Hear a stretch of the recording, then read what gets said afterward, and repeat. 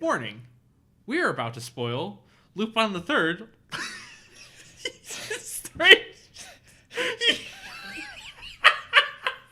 I think I interrupted you at the beginning. You did, and also then you just go...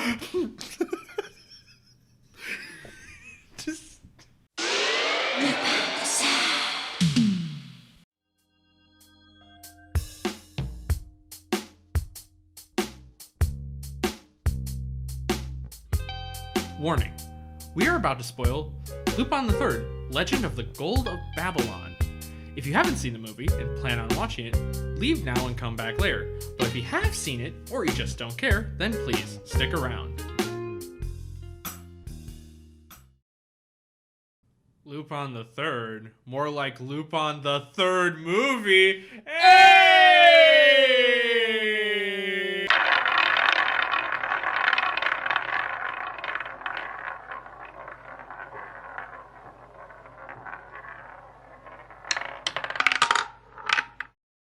Hello, everybody, and welcome to Cinema Roulette. So today, all I can say for this one is finally. We're back. We're back with Lupin. I'm so happy that we're back with Lupin because this series so far has been fucking fantastic. So it has. It's the only one we can get excited for. I know, because it's the only one that's kind of consistently really good. So and also the one we know nothing about. Exactly. It adds another thing of mystery because we know a lot. Actually, is there a series we don't know about, or on the rest of the wheel? Well, we didn't really know about El Mariachi, except I knew about Desperado. That's right. That's right. Mad Max, I don't think you saw any of the first... Did you see the first one before we watched it? I had seen the first one. I never saw the second one. Second or third. So that was a bit new. Yeah. Also, I apologize for that feedback. I accidentally clicked on something. Most of Bond I don't know. Yeah, that's true. But you do. I know all of that, and that's fine. That'll just be fun to relax and make fun of it for me, because there's a lot to make fun of in the series. I don't think there's any other series on the wheel though that we don't. Maybe Predator, we have like 2 that we don't know. Yeah. Alien, I've all seen. I've only seen the first 2. Yes. You know, all the good ones. Yeah, and actually, we both still haven't seen Covenant. So, yeah, you know about the ending, though, right? I don't know about the ending. I know of a different scene. Yeah.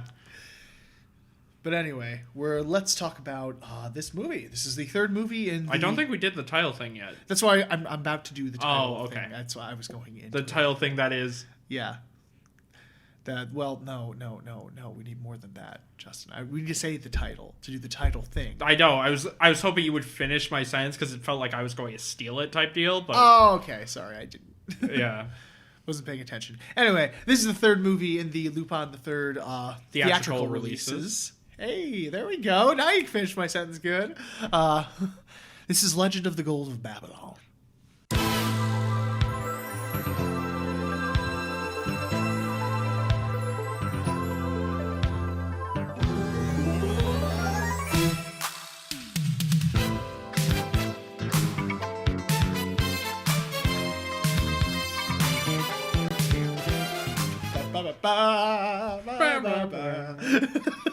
They actually have kind of a different theme song, though. They do use the Lupin theme, I think, twice in the movie. Yeah, so. And it's a remix version for one of them. Yeah, which is fun. But we did go quiet. We did. And we have to be all stealthy so we can steal the gold of Babylon. Yeah, stealth. Yes. I would say a director's name, but honestly, I can't read it. That's fair. But I do know the director because he did... Yeah, explain that beforehand, actually. That'll be interesting. Okay, because I know this director, and I'm mixed on him because I've seen his most famous movies of, I think it's Branded to Kill. You're right, it's Branded to Kill. And Tokyo Drifter. And these are surrealist action movies and also very low budget action movies. Like Japan, I've explained this in a past episode. Japan had a thing for a while where a song would need to get boosted, like publicity. So literally they would make a cheap movie where the only real restraint was you had to use this song multiple times. And by God, he uses it. Oh, Tokyo Drifter, so many. Is used like at least 6 times in the movie. Yeah, his last name is Suzuki. I don't know about his first. It's Seijun, so it's like Seijun or something. I can't pronounce that, but I just know it's Suzuki is his last name. And fun fact, he actually lived a long time. He just died in 2017. Oh, damn. He was 93 years old. Good for him. Yep. But, yeah, his stuff gets surreal to the point where it feels like just because I can type deal, which I respect in a way. Yeah. But when you have that much nonsense, it stops being fun, in my opinion. It's just like being surreal for the sake of being surreal. Yeah, that's what it feels like at times. One shot that I'll always remember from Branded to Kill is like, the setup of the movie is an assassin. He fucks up a job, and then another assassin is after him. Mm-hmm. And he's getting paranoid in a hotel room, and to like show him peeking outside, you see a gun literally like come out of a wall type deal. Of course. It's really weird, but also kind of cool. Yeah. Well, it's one of those conundrums where, like you said, like... Oh, sorry, that was me. It's okay. Or like you said, like, there are problems with it, but you can respect what he does with it, at least. Yeah, I can 100% respect what he does. It's just I don't enjoy the movies, personally. Or if you look up the finale of Tokyo Drifter, it's in a club, but literally this is just a wide open set. There's a door that the character comes through, but there's no walls around it. He just comes through it at one point. Everything else is like void. I'll show you it later, but it's just like, yep, this is a totally normal room. We're not going to question it. Interesting. Oh, sorry, he glitched a little out of bounds. Yet, oddly, we'll get to this a bit later. This is the least weird of the Lupin movies, which says a lot because of a plot point at the end. Yeah, honestly. But let's get to the plot. Yes. And I will try not to pause so much. Like, again, sorry for the Tagliostro. Sorry so much. Oh, Lord, let's address that again real quick. Yeah, because we addressed it in our final spin of Wheel 2. Yes, but for all you Lupin fans, and there are a lot of you that have actually commented on our videos. Thank you for that. And that's just so cool to hear. Is that, like, because the first one, Mama went fine, but with Cagliostro, we were both, like, really tired and I think really out of it that day. So our commentary was so lacking. Well, the other problem was it had been like 3 or 4 days since we watched the movie. Yeah. And there's a lot of plot points in that repeat. So I got easily lost even with my notes. Yeah. Like, it's literally goes to save princess, fails. Doesn't work. Goes save, fails. Yeah. But hopefully we'll be a little more focused in this one. And then the thing that I will never get over that's hilarious is I cut out a lot in that edit, but you cut it down even more for the audio version. It's like I already severely cut it, and it was still so bad that you had to cut it even more. Yeah. And you didn't know that I cut it down. It was worse.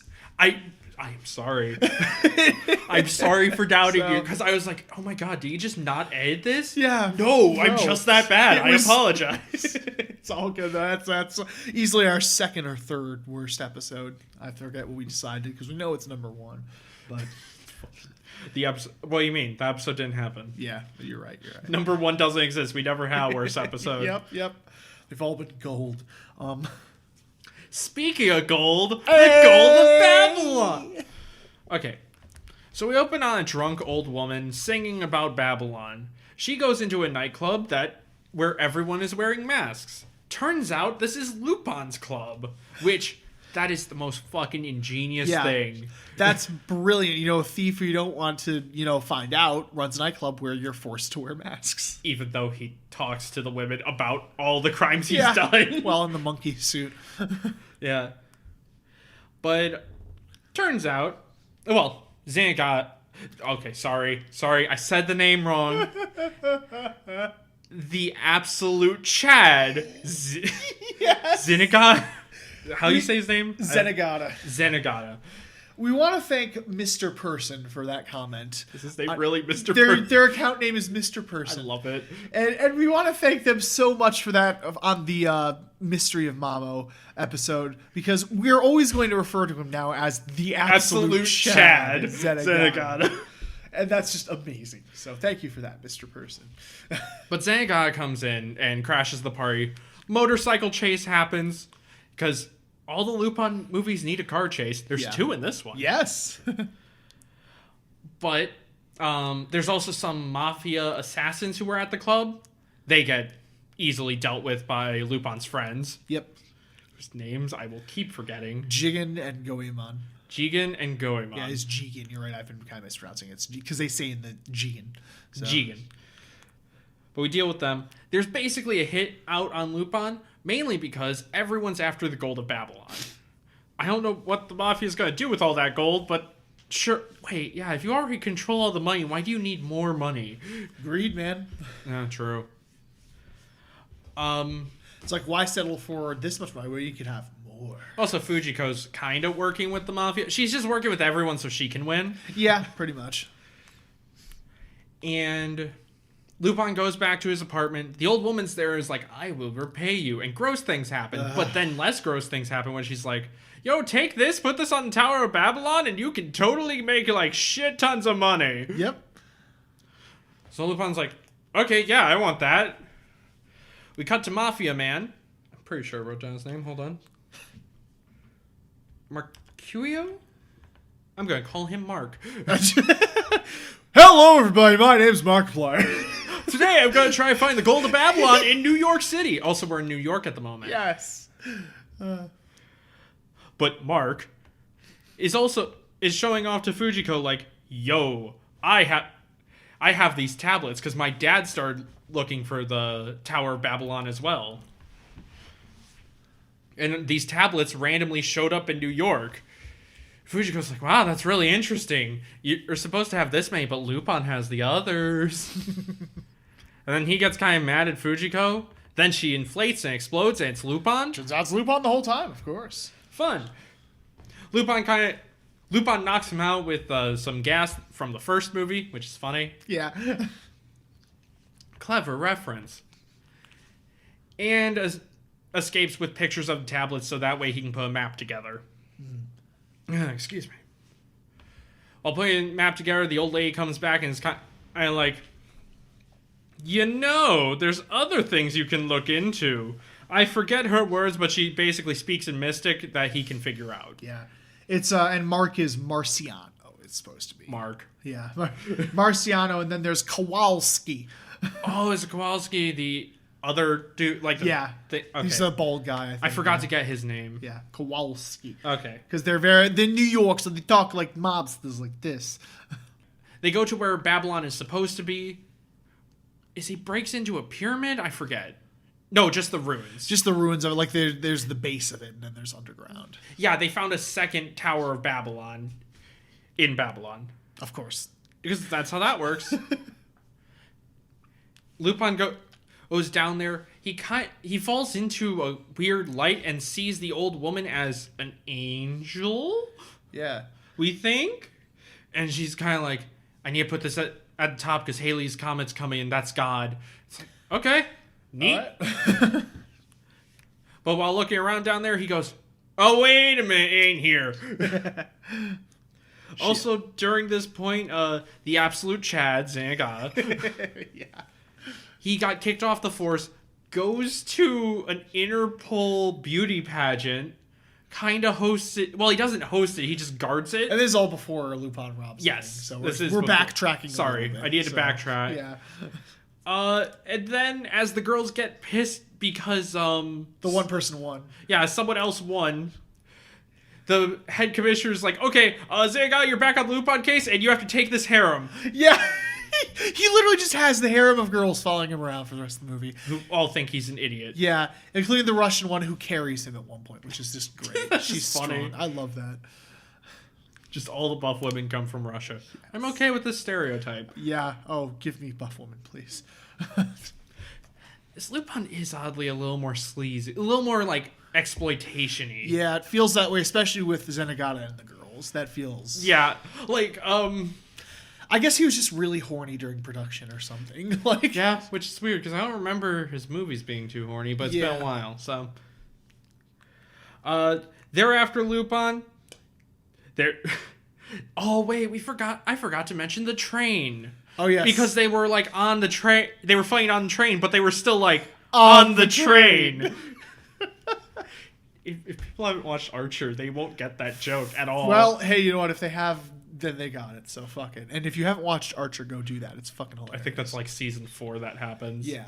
But anytime there's a fight on top of a train, we have to say it's like you're on the train, but you're still on the train. Because it is great because it tears down that stereotype that's very common in spy movies where they're fighting on top of the train. It's all like, but he's like, oh my God, so much wind. That's Archer, not this movie. We go with all the cliches. We even have a helicopter. Yes, there's a helicopter chasing them as they're on the train, but like still on the train. It's still like on the train. But yeah, cops, mafia, all there. Everyone's fine. We go try to rob the Tower of Babylon. Realize this is kind of the wrong place. Go back to New York. Dig under... what is it? Is Manhattan Square? I forget what they're digging underneath. Well, it's like... No, Madison Square Garden. Is it Madison Square Garden? I think so. Basically, the center of New York City. Him and Jigen go down there and dig it all up and find the gold. And they're like, okay, here's the real gold. We're good. Mm-hmm. We did it. And then they get like 2 boatfuls worth of gold. Yeah, they get two boatfuls. Did the old lady steal the candelabra back, I think? Yeah. Yeah. And the second time she ran into him in the apartment, she's like, oh, I was looking for this. Yeah, she takes it back. Also, no, this is afterwards. Hold on. You're good. We run into the mafia again because they captured Fujiko. Kind of pissed. Yeah. Lupin tries to lie his way out, saying he has a bomb in his hand. And what was the other mafia guy's name? Pinhead. Just had it pulled up. You did. Hold on. Kowalski shoots Mark, and Lupin kind of gives up. He's like, okay, fuck it, you get it. Well, no, he doesn't shoot it. He has the fly swatter. Oh, right, he has the poison fly swatter ass slapper thing. Yup. Kills his main boss, is like, okay, I'm going to want all the gold. Lupin kind of says fine and escapes with Fujiko, even though it was him trying to kill him. Yeah. And they realize the Tower of Babylon is below. Well, no, they don't really escape. He kind of throws them into the river. Yeah, but that allows them to escape. That allows them to escape, which in hindsight is really silly. Because the Tower of Babylon is below the Mafia's big penthouse. Yeah.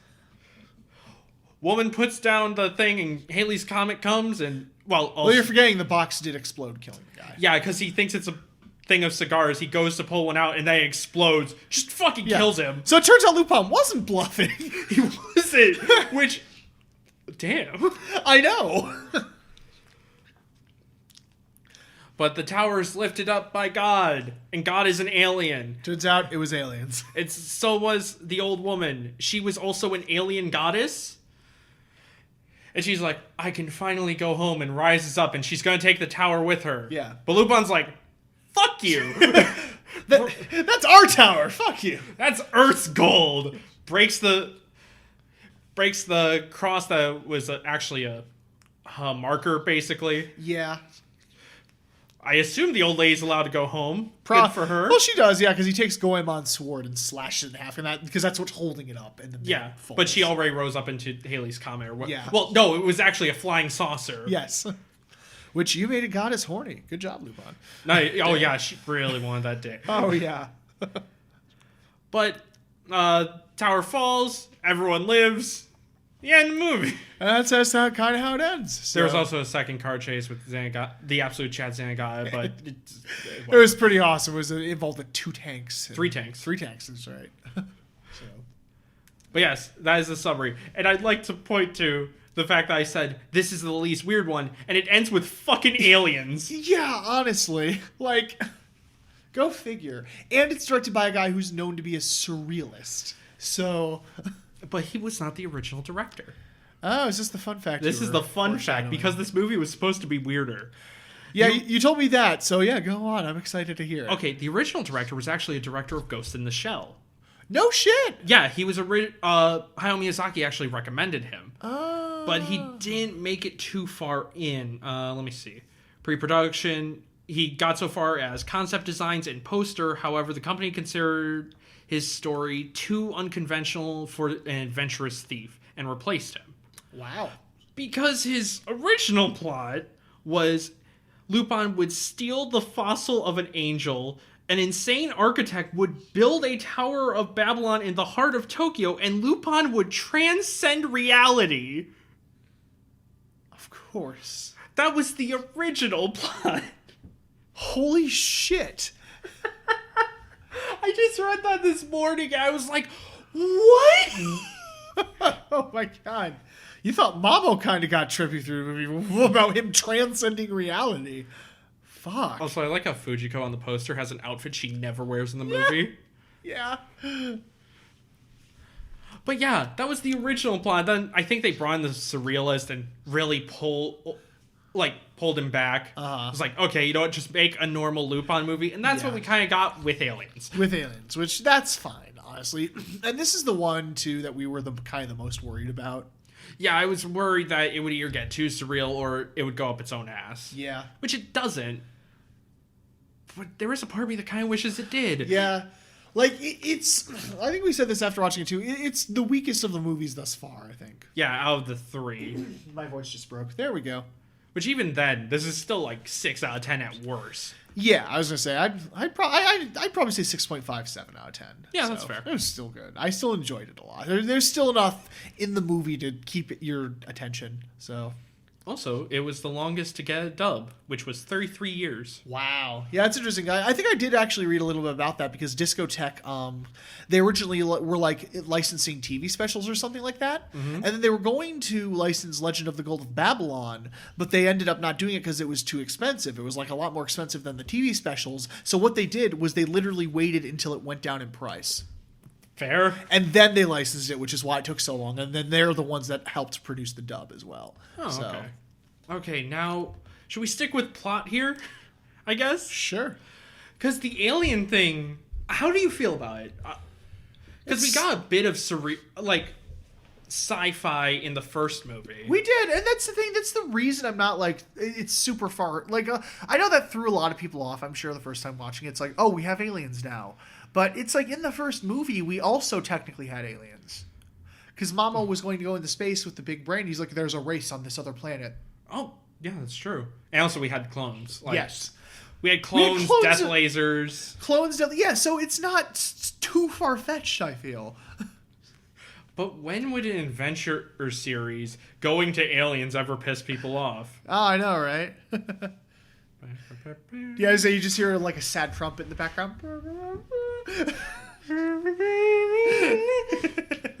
Which that's a whole nother rant I could go on, but we're not going to do that. Yeah, so I do wish we landed on Bond first. Yeah. I said this to you before for doing these 4 spins, because then we would have gone spy movie, heist movie, spy movie, heist movie. Another fun fact too, this is the only movie based off Pink Jacket Lupin. So, which was the series, it was part 3 in the 80s, which is going to get a Blu-ray release later this year. Cool. So I'm excited about that. I'm like, yes. Is that the one where the dub's fucked up, or is that part 4? Part 4. That's part 4. I already own part 4. Yeah, but yeah, part 3, it actually there was never a dub produced for it, so it's also subbed. Oh, so, lame. Yeah. I have to read. I know. Oh, yeah, we watched the dubs. Get mad, I guess. It's still a good dub. It's still really good. They all do a fine job. Like, the only really complaint there is Goemon's voice still kind of doesn't match, but it's fine. It's not as bad as Tagliostro. Tagliostro was so noticeable. Like, he still has a really deep voice in this one, kind of. Like it's almost too deep, I felt, in this one. Yeah. But, like, at least it's not Cagliostro where he's like, I'm totally Goemon, guys. Hello, I am a samurai. Right? It just did not match at all. But I think Zenigata's actor has remained the same throughout the series, though, which is funny. He's the only person... Excuse me, who? Oh, sorry. The absolute Chad Zenigata. Okay. I like how he's the one who's persistent. Yeah, it's great. It's true. But yeah, plot-wise, it's fine. I think the only problem is there's no real twists or turns. It's just kind of go here. Oh wait, this isn't where we're supposed to be. Let's go back. Yeah.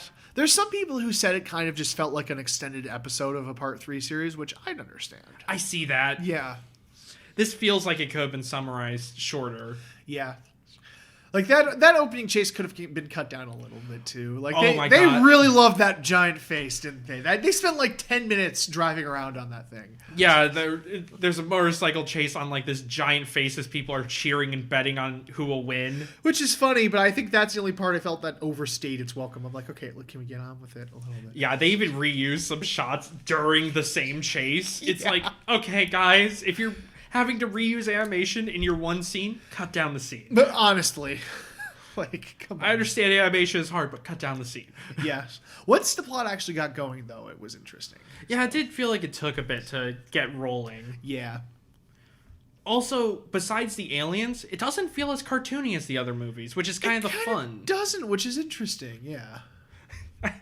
I do love saying that, though, because it's like such a contradiction in my brain of, this is a movie with fucking aliens, and you're like, oh, it's not unrealistic enough. It's not, yeah, like, it could have gone slightly further with it. Just for a little more humor, I think. Yeah, exactly. Felt like a very straightforward... I think that's the problem. If you took out that it was Lupin characters, I think the movie would still work, and that's kind of the problem. That is kind of true, isn't it? Like, if you followed the same plot structure, like, you could have literally just inserted Indiana Jones, and it probably would have. Yeah, or just calling someone literally Lupin, but it not being Lupin the Third. Because I know in Mystery of Mamo, we said there are a lot of James Bond-isms. Here it feels there's a lot of Indiana Jones-isms. Yeah, especially because it's an ancient artifact and whatever. Yep. Man, how many times can we reference Indiana Jones? Yeah, I know, right? That is one of the series we decided to not review, too, just as a quick side note. Yeah, because the first three are talked about enough. Too much has already been said about him, so. We'd have to watch the fifth one, which, oh my god. Why are people excited for these things? It's like you're... Dude, I don't know. Like, I don't think it's going to be terrible, but I don't think it's going to be good. Well, Harrison Ford already injured himself on set. Oh god, that's a good sign. If people start getting struck by lightning like the guy did on The Passion of the Christ, I think that's a sign to stop production. That's fair. Jim Caviezel played Jesus in that movie. I was trying to remember who got struck by lightning. Caviezel. That's a weird last Jim name. Caviezel, yep. He was also the main character in Person of Interest. But anyway, let's get back to Lupin. But yeah, besides a bit of plot stuff, everyone's still doing a great job. There's some funny lines. Oh, yeah.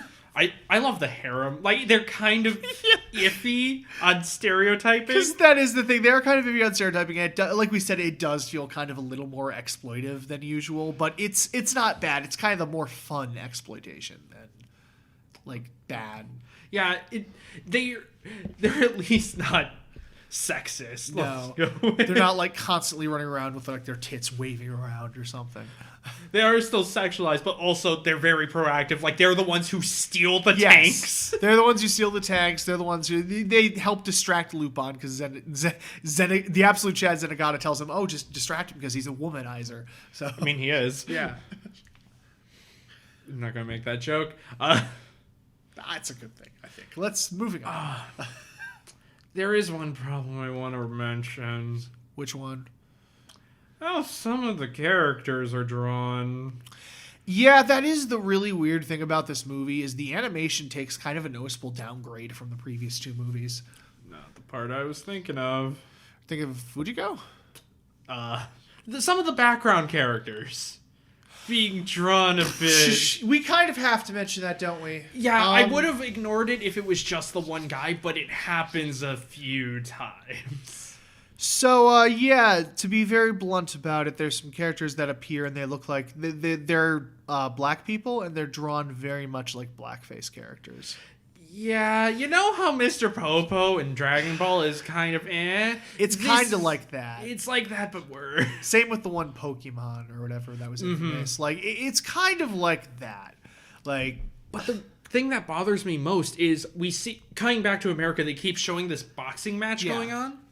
And there's a black character drawn completely normal. Yes. Doesn't have the big lips or whatever. It's a normal dude. Yeah, exactly. So why is every other character drawn? Well, there is one other character that was drawn normally. When they were at the table counting the money or whatever, there was a big buff black guy behind him, and he was drawn normally. Yeah, he was drawn normally, but all the other ones are drawn very stereotypically. It's a little insulting, and I saw reviews on Amazon, and one of the 1-star ones was that there were a lot of characters that were black that were drawn very racist. And I'm like, I get that. I see that, yeah. If that pisses you off, I understand. Yeah. That's a really shitty design, and I don't know why they did. Yeah. It's really unfortunate. And it's a bit of a double-edged sword because, you know, at least they are trying to have a bunch of black characters in their movie. At least they're trying to go for diversity. But they could have drawn them, at least, not so insulting. Like, yeah, we know they could have drawn because they did. That's also exactly. That's the problem. Why couldn't you just stuck with that? Like, it's off-putting. Like... I'm not saying it wouldn't have been a problem if they didn't have the normal characters. I'm just saying the fact that they also did, that's even more confusing on why they did the stereotypical. Yeah. So it's like, why even do that if you can draw them normally? Like, you can draw it normally, just do that. Honestly. So... But yeah, that's the one I think huge negative about the movie. Is yeah, the one glaring issue throughout. But besides that, like, simple. Plot's fine. Fun. Yeah. To wrap that up. But yeah, like I said, I think the animation in general, though, does take a noticeable downgrade. It's a little more jank than I noticed. Oh, yeah. Okay. The helicopter from Mono, though. Well, okay, but that was funny. Like, that was played as a joke. Like, it's still jank. It's still very jank, but, like, there were multiple instances in this movie where the animation kind of looked jank. Like, the way Fujiko was drawn was weird sometimes. Like, she looked normal in some shots, and then, like, I think it was just her lips had this really round outline to them. It was also her eyes in, like, one scene they keep... Like, she's trying to go through a range of emotions, but it's just her eyes kind of freaking out, it looks like. It's strange, yeah. And, you know, besides the way the black people are drawn, I just feel like...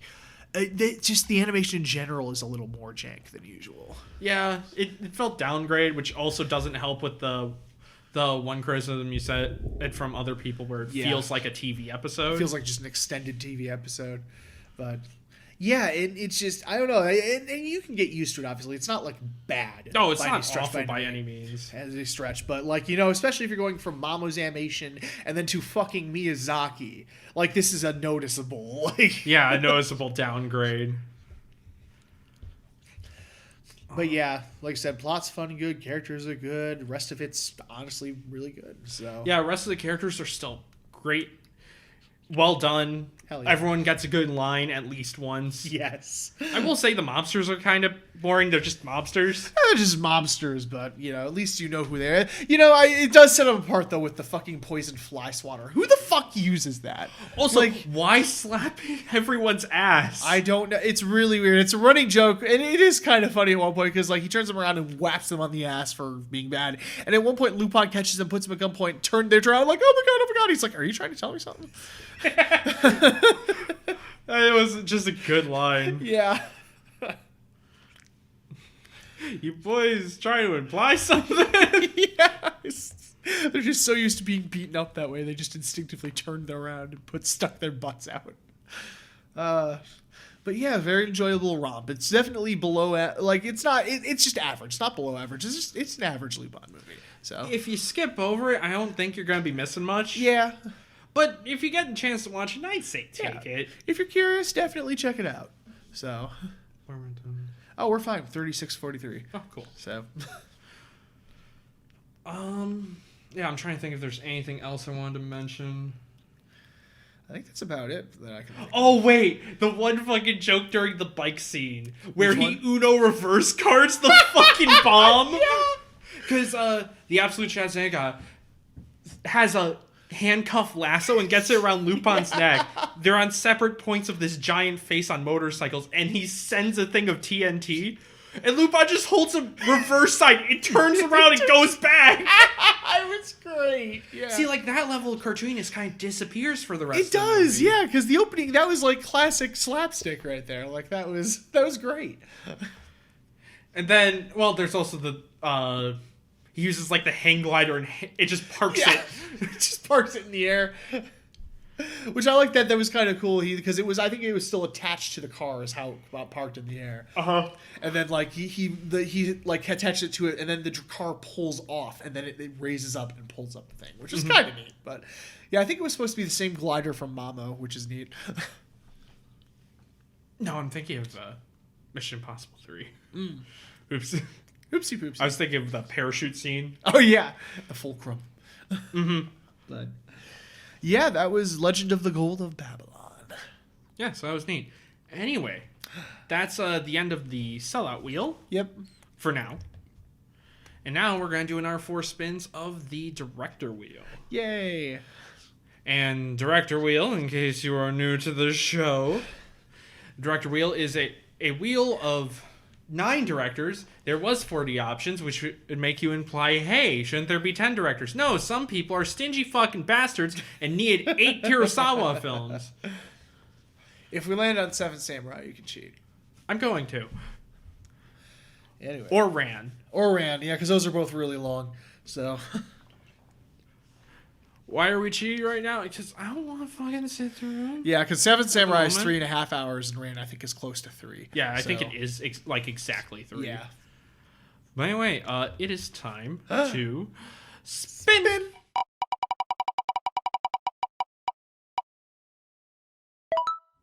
What we get?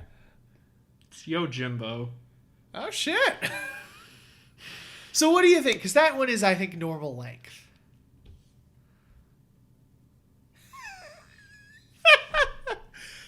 It's up to you.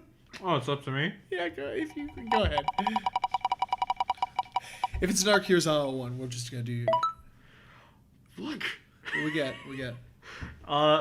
It would be our first Satoshi Kon. It's Millennium Actress. Hold on, okay, we have landed on 2 and we can decide. Let's see, do you want to be emotionally crushed or do you want, like, samurai action? Do I want to cry in an episode? Yeah. I just cried in the top 10, which came out the day we're recording That is true. I'll say, let's just do Yojimbo then. Fine, we'll do Yojimbo. Sorry, Satoshi Kon. Yeah, we'll get you eventually, don't worry. Yes, I was openly cheating. I'm mad about the fuck... Because we already did 2 Kurosawa last time. Yeah. All right. So anyway, bye guys. Okay, bye.